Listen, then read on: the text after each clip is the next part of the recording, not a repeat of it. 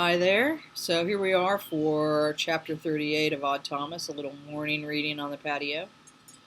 Um, so when we left Odd, he was actually surrounded by 4 coyotes and trying to make his way um, into the running car after he had dropped off Bob Robertson's body at this old kind of abandoned former cult location.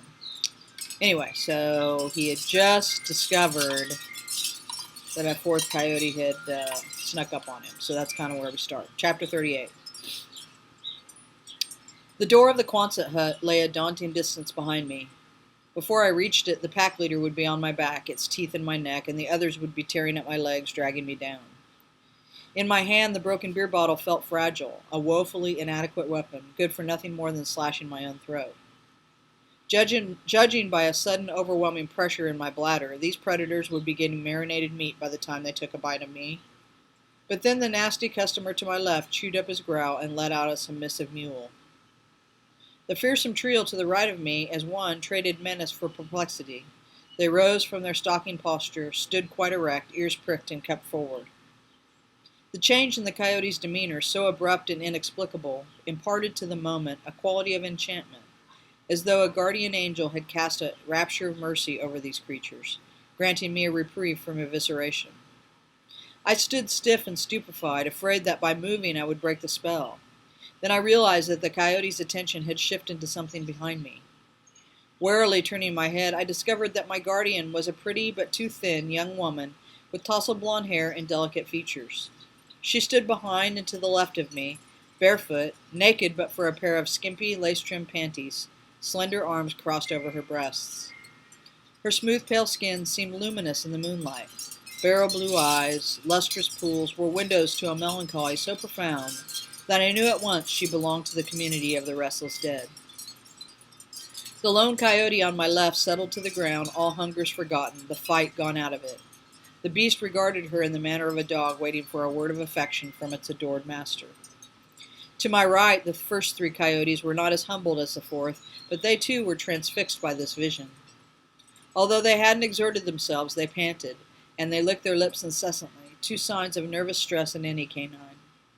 As the woman stepped past me toward the Chevy, they shied from her, not in a fearful way, but as if in deference.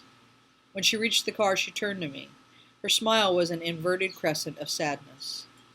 I stooped to put the broken bottle quietly on the ground, then rose with new respect for the perceptions and priorities of coyotes, which seemed to give greater importance to the experience of wonder than to the demands of appetite.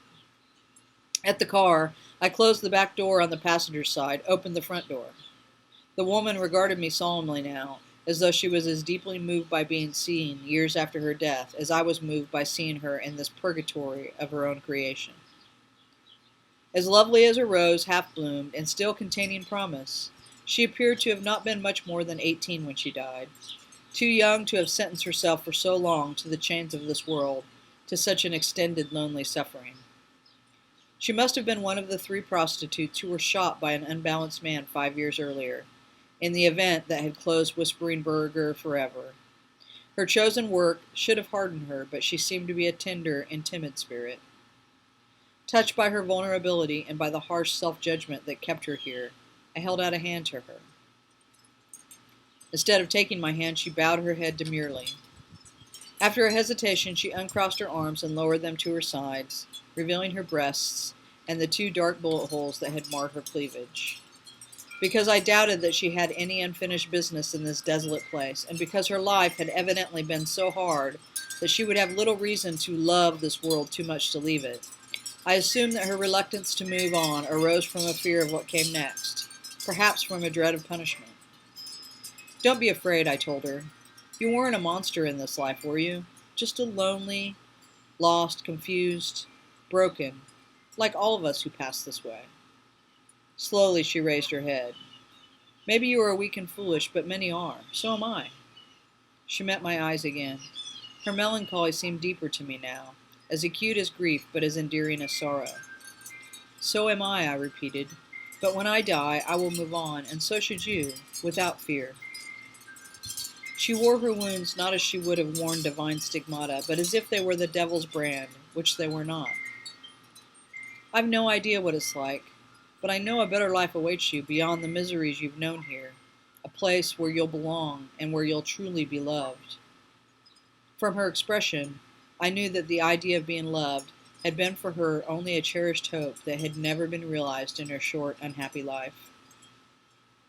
Terrible experience, perhaps from the cradle to the sound of the shot that killed her, had left her in a poverty of imagination, unable to envision a world beyond this one, where love was a promise fulfilled. She raised her arms once more and crossed them over her chest, concealing both her breasts and her wounds. "Don't be afraid," I said again. Resumed, her smile seemed to be as melancholy as before, but also now enigmatic. I couldn't tell if what I'd said had been of comfort to her. Wishing that I were more persuasive in my faith, and wondering why I wasn't, I got into the front passenger seat of the car. I closed the door and slid behind the steering wheel. I didn't want to leave her there among the dead palm trees and the corroded Koontz huts, with as little hope as she had physical substance. Yet the night ticked on, the moon and all the constellations moving across the heavens.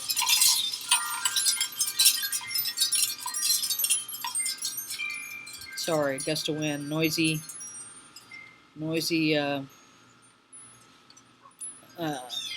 garden sound makers out here. Yet the night ticked on, the moon and all the constellations moving across the heavens as relentlessly as hands across the face of a clock. In too few hours, terror would descend on Pico Mundo, unless I could somehow stop it. As I slowly drove away, I glanced repeatedly at the rearview mirror. There she stood in the moonlight, the charmed coyotes resting on the ground at her feet, as if she were the goddess Diana between one hut and another, mistress of the moon and all of its creatures, receding, dwindling, but not ready to go home to Olympus.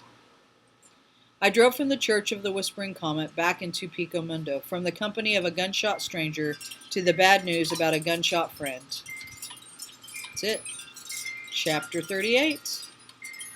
See you next time for Chapter 39.